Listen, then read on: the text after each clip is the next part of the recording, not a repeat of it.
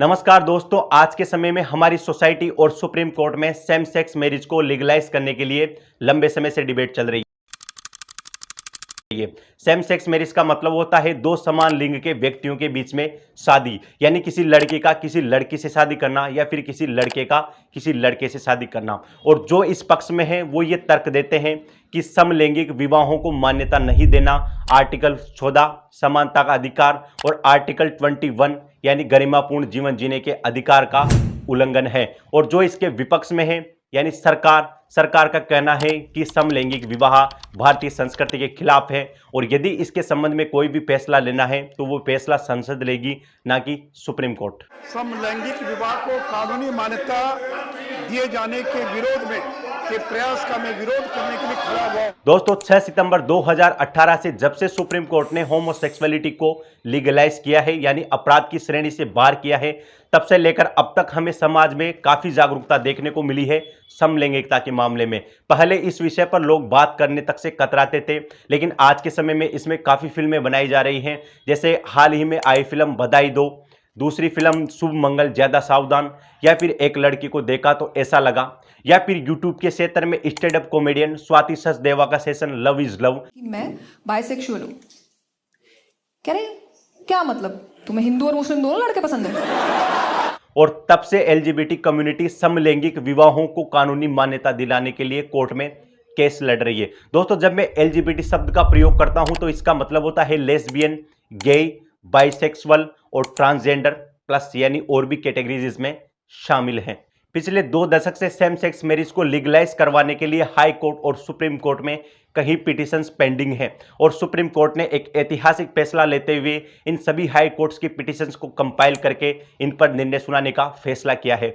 Supreme court के न्यायाधीश D Y Chandrachud की अध्यक्षता में 5 न्यायाधीशों की एक संविधान पीठ बनाई गई और यह संविधान पीठ इन समलैंगिक विवाहों को कानूनी मान्यता मिलनी चाहिए या नहीं मिलनी चाहिए इस पर विचार करेगी। तो आइए दोस्तों बात करते हैं आज के इस वीडियो में होमोसेक्सुअलिटी की डिबेट पर। इसके पक्ष में क्या तर्क है, इसके विपक्ष में क्या तर्क है, सरकार का क्या कहना है और इसके संबंध में हमारा इतिहास क्या कहता है। दोस्तों होमोसेक्सुअलिटी, सेम सेक्स, एलजीबीटी जैसे मुद्दों पर बहस कई दशकों से चली आ रही है, लेकिन इसको सफलता तब मिली जब सुप्रीम कोर्ट 6 सितंबर 2018 को होमोसेक्सुअलिटी को अपराध की श्रेणी से बाहर कर देता है। धारा 377 पर सुप्रीम कोर्ट ने ऐतिहासिक फैसला सुनाते हुए कहा है कि समलैंगिकता अपराध नहीं है और इसके लिए सेक्शन आईपीसी के 377 को सुप्रीम कोर्ट के द्वारा रद्द कर दिया जाता है। लेकिन दोस्तों सुप्रीम कोर्ट का इस सेक्शन को रद्द करना के लिए जो लड़ाई लड़ी गई वो इतनी आसान लड़ाई नहीं थी। सन 1860 के समय जब भारत पर अंग्रेजों का अधिकार था,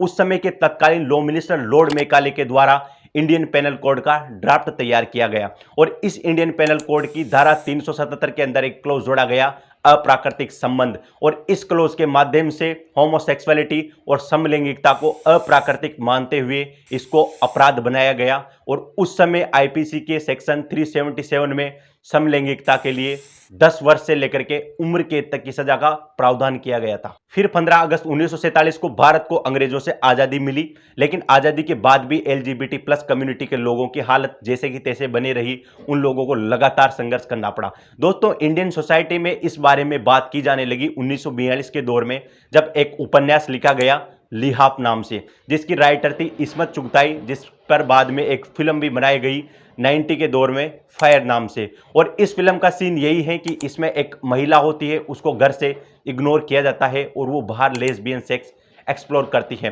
और इस उपन्यास की राइटर इस्मत चुगताई को इस फिल्म के लिए काफी क्रिटिसाइज किया जाता है और ये फिल्म उस समय काफी कंट्रोवर्शियल फिल्म रहती है। और इसी तरह का दूसरा केस है 1987 का, जब मध्य प्रदेश की 2 महिला पुलिस ऑफिसर्स एक दूसरे से शादी करती हैं तो उनको पुलिस की सर्विस से सस्पेंड कर दिया जाता है और उनको 48 घंटे तक लॉकअप में रखा जाता है। इस तरह आप देख सकते हैं कि उस दौर में समलैंगिक जो जोड़े थे उनके हालात कैसे थे, और जब भी इनके बारे में कोई बात करता था तो उसको समाज से कितना क्रिटिसिज्म देखने को मिलता था। इसको सफलता मिली 2009 में जब दिल्ली हाई कोर्ट ने एक पिटीशन पर सुनवाई करते हुए नाज फाउंडेशन वर्सेस दिल्ली सरकार के मामले में जजमेंट दिया और होमोसेक्सुअलिटी को अपराध की श्रेणी से बाहर कर दिया और आईपीसी का सेक्शन 377 को रद्द कर दिया। लेकिन 2013 में सुरेश कौशल वर्सेस नाज फाउंडेशन के मामले में सुप्रीम कोर्ट ने दिल्ली हाई कोर्ट के फैसले को पलट दिया और होमोसेक्सुअलिटी को वापस अपराध की श्रेणी में ला करके खड़ा कर दिया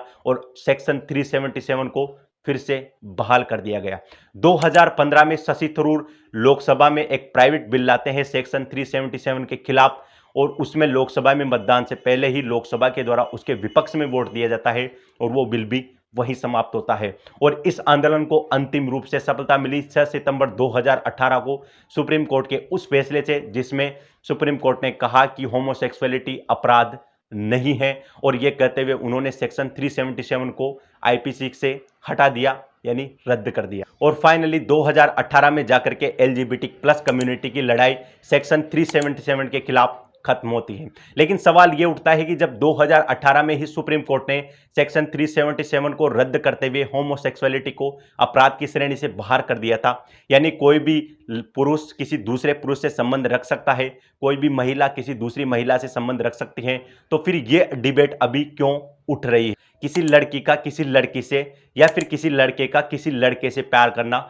सिर्फ शारीरिक संबंध नहीं होता, मानसिक और भावनात्मक संबंध होता है। और ये लोग भी बाकी जोड़ों की तरह अपने प्यार को मुकम्मल करने के लिए शादी करना चाहते हैं, लेकिन इनकी शादी कानूनी रूप से मान्य नहीं होने की वजह से इनको समाज में स्वीकृति नहीं मिल पाती है। और बहुत सारे अधिकार और बहुत सारे कानून जो कि पति पत्नी को ही प्राप्त होते हैं, जो कि पुरुष या महिला के रूप में उनकी शादी होती है, वो इन समलैंगिक जोड़ों को प्राप्त नहीं होते। दोस्तों, हमारे देश में सेम सेक्स मैरिज लीगलाइज नहीं है, इसलिए कुछ कानून और कुछ अधिकार पति पत्नी को प्राप्त होते हैं। यदि कोई सेम सेक्स कपल किसी बच्चे को गोद लेना चाहे तो वो गोद नहीं ले सकते। और इसी को लेकर हाल ही में बॉलीवुड में एक फिल्म आई थी बधाई दो नाम से, और इस फिल्म की थीम भी यही थी कि इसमें जो नायक और नायिका है वो दोनों होमोसेक्सुअल हैं और सोशल एक्सेप्टेंस की वजह से वो दोनों शादी करते हैं, लेकिन बाद में उनके फैमिली वालों को पता चलता है और फैमिली वाले भी उनको स्वीकार कर लेते हैं। उसके बाद में वो दोनों किसी एक बच्चे को गोद लेना चाहते हैं, लेकिन कानूनी अड़चनों की वजह से वो गोद नहीं ले पाते। इसी तरह का दूसरा मामला है सरोगेसी को लेकर के। सरोगेसी वो तकनीक है जिसमें पति पत्नी यदि बच्चे पैदा नहीं कर पाते तो इस तकनीक के माध्यम से उनके संतान उत्पन्न हो सकती है, लेकिन ये अधिकार भी जैविक पुरुष और जैविक महिला के रूप में जिनकी शादी हो रखी है उन्हीं को प्राप्त है। ये अधिकार समलैंगिक जोड़ों को प्राप्त नहीं है। चूंकि समलैंगिक विवाह में दोनों के सेम सेक्स होते हैं, इसलिए वो संतान उत्पत्ति नहीं कर पाते और उसमें भी उनको सरोगेसी जैसे अधिकार नहीं। समीर और अमित गोखले दोनों गे कपल हैं और ये बताते हैं कि ये अपने परिवार के लिए इंश्योरेंस पॉलिसी नहीं ले सकते, ना ही इन्हें हाउस खरीदने के लिए जॉइंट लोन मिलता है और ना ही इनको वो टैक्स में बेनिफिट मिलता है जो कि बाकी पति पत्नी को मिलता है। जब एक पुरुष और महिला दोनों शादी करते हैं तो उनमें से एक भी पक्ष बिना तलाक के एक दूसरे से अलग नहीं हो सकता, लेकिन ये प्रावधान समलैंगिक विवाहों पर लागू नहीं है।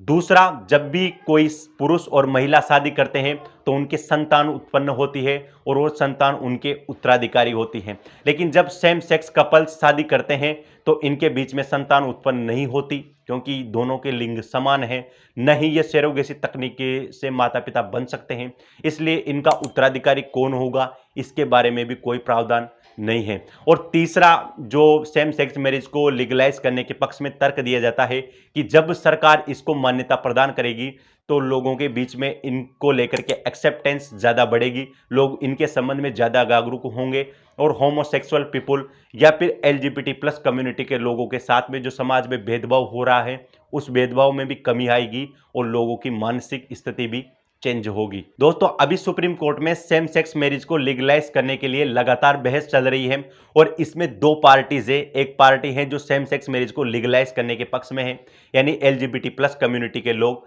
और दूसरा जो इसके विपक्ष में पार्टी है वो है हमारी सरकार, क्योंकि हमारी सरकार का रुख शुरू से ही इसके खिलाफ नेगेटिव रहा है। सरकार का मानना यह है कि ये भारत की संस्कृति के खिलाफ है और इससे परिवार व्यवस्था समाप्त हो जाएगी। भारत सरकार इसके पक्ष में तर्क रखती है कि होमोसेक्सुअलिटी एलिट क्लास की सोच है, आधुनिक शहरी विचार है और होमोसेक्सुअलिटी भारतीय संस्कृति के खिलाफ है।